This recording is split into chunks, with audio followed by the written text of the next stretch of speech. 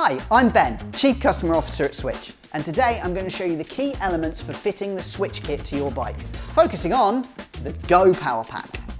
So step 1, open the box.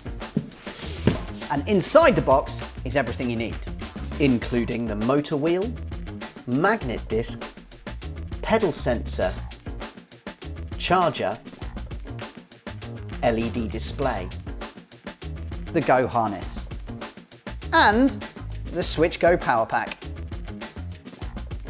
So next, remove your front wheel. And then attach your tyre to the new Swytch motor wheel. And take your motor wheel and slot it into the forks.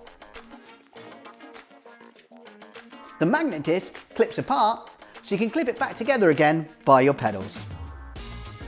The pedal sensor can then be stuck in place using the adhesive strip, and then secured with the cable ties provided. Fitting the Swytch GO Power Pack to the frame couldn't be simpler. Simply undo the straps, hold the power pack to the frame and tighten the straps around the frame.